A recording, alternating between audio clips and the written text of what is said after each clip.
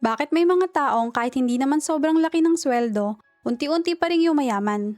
Habang ang iba, kahit malaki ang kinikita, lagi pa din kapos. Ang sagot ay hindi lang nasa pera, kundi nasa mindset.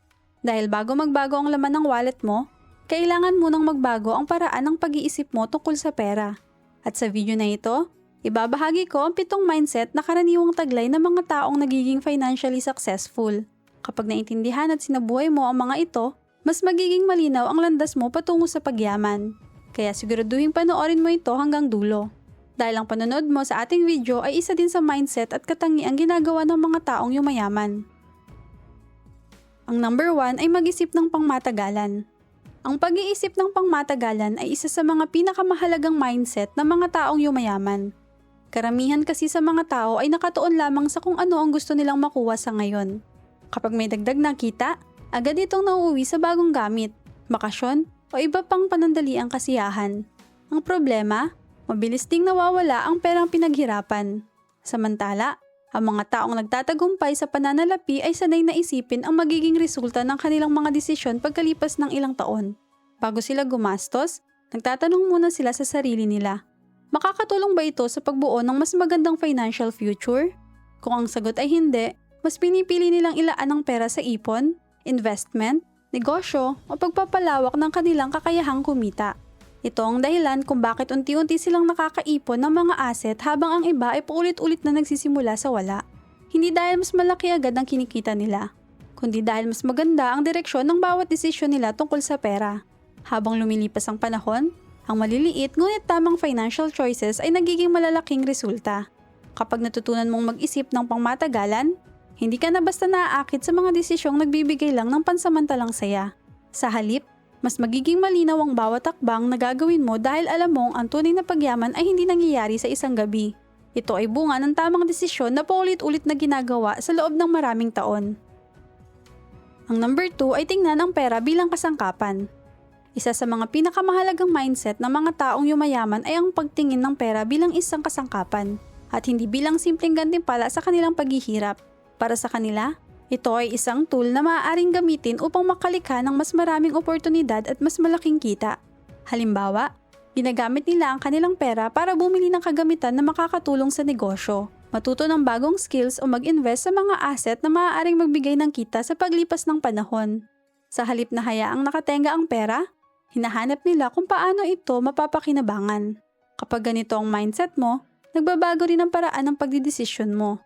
Hindi mo lang naiisip kung magkano ang gagastusin mo, kundi kung paano makatulong ang perang ilalabas mo para makalika ng mas malaking halaga sa hinaharap. At kapag natutunan mong gamitin ang pera bilang kasangkapan sa halip na destinasyon, mas mapapalapit ka sa pagbuo ng tunay na yaman. At maisingit ko lang, baka pwedeng pakilike nitong video at pakipindot na din ang subscribe button kung mahilig ka sa mga video na tulad nito. Ang number 3 ay patuloy na matuto. Isa sa mga katangiang mapapansin sa maraming taong nagiging matagumpay sa pananalapi ay hindi sila tumitigil sa pag-aaral. Nauunawaan nila na habang lumalawak ang kanilang kaalaman, mas lumalaki rin ang kanilang kakayahang kumita. Dahil ang mundo ng negosyo, trabaho at pamumuhunan ay patuloy na nagbabago. Ang kaalamang sapat noon ay maaaring hindi na sapat sa hinaharap.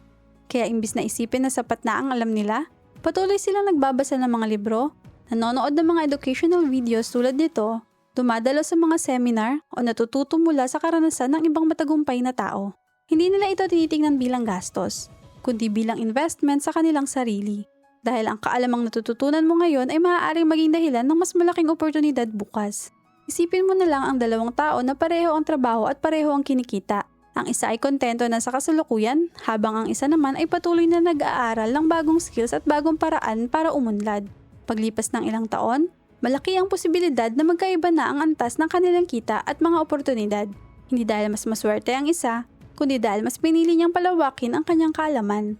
Tandaan, ang pera ay maaaring mawala, ngunit ang kaalaman at kasanayang mayroon ka ay mananatili at maaari mong gamitin ng paulit-ulit. Kaya kung gusto mong mapalapit sa pagyaman, ugaliing matuto araw-araw. Dahil habang mas marami kang natututunan, mas marami ring oportunidad ang kaya mong makuha. Ang number 4 naman ay magkaroon ng growth mindset. Ang pagkakaroon ng growth mindset ay nangangahulugang naniniwala kang kaya mong umunlad. Sa halip na isipin na hanggang doon na lang ang iyong kakayahan, naniniwala kang maaari ka pang gumaling at mas maging mahusay sa paglipas ng panahon. At ito ang isa sa mga mindset na karaniwang taglay ng mga taong yumayaman. Sa mundo ng negosyo at pananalapi, hindi maiiwasan ang pagkakamali at ang kabiguan. Ngunit ang mga taong may growth mindset ay hindi agad sumusuko kapag may hindi naging maganda ang resulta. Sa halip, inaalam nila kung saan sila nagkamali, inaayos ang kanilang diskarte, at sumusubok muli ng mas matalino kaysa dati.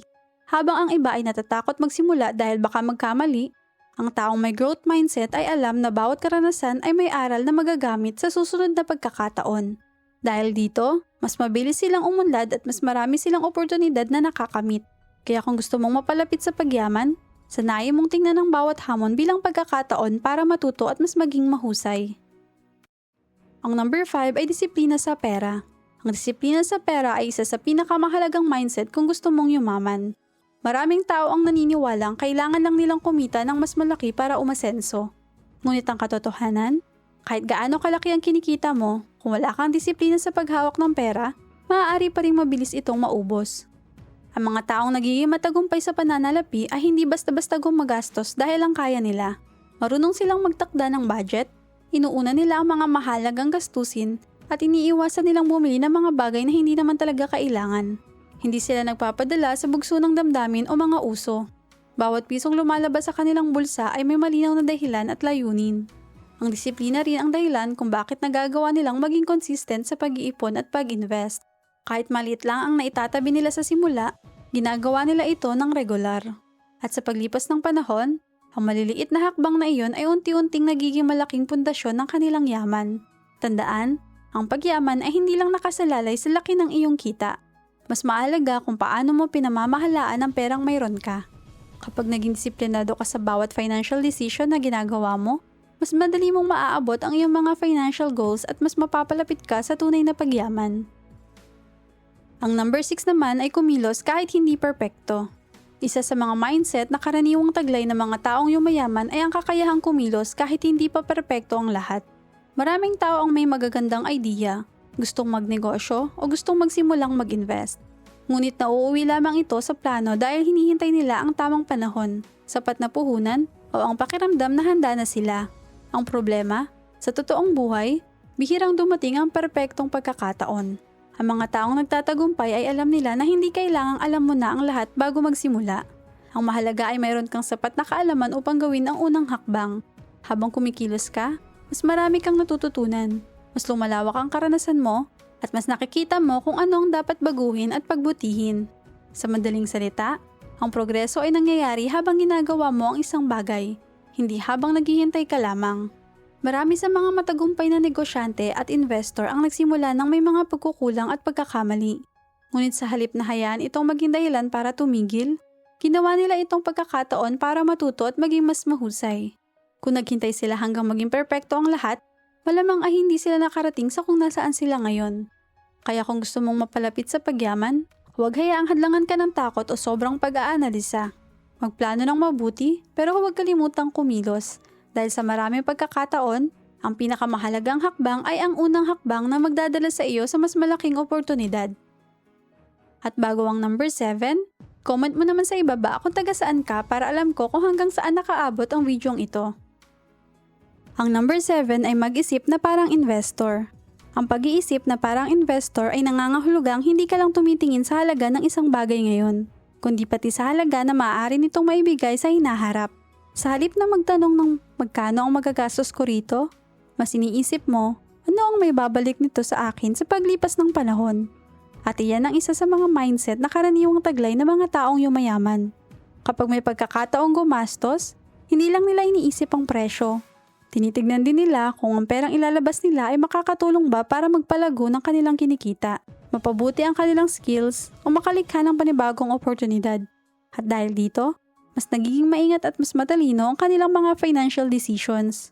Hindi mo kailangan maging malaking negosyante o mayaman para magkaroon ng ganitong mindset. Ang mahalaga ay masanay kang maghanap ng halaga at pangmatagalang benepisyo sa bawat desisyong may kinalaman sa pera. Kapag natutunan mong mag-isip na parang investor, mas malaki ang posibilidad na makagawa ka ng mga desisyong magpapalago ng iyong yaman sa paglipas ng panahon. At ito bonus, maging responsable sa iyong pananalapi. Isa sa mga mindset na mahalagang taglayin kung gusto mong yumaman ay ang pagiging responsable sa iyong pananalapi. Nangangahulugang ito na inaako mo ang responsibilidad sa bawat financial decision na ginagawa mo. Hindi mo sinisisi sa ekonomiya, sa trabaho o sa ibang tao ang kalagayan ng iyong pera.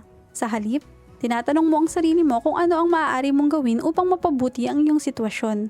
Ang mga taong may ganitong mindset ay alam kung magkano ang kanilang kinikita, magkano ang kanilang ginagastos, at kung saan napupunta ang kanilang pera. Hindi sila basta gumagastos ng walang plano at hindi rin nila ipinagpapaliban ang mahahalagang financial responsibilities.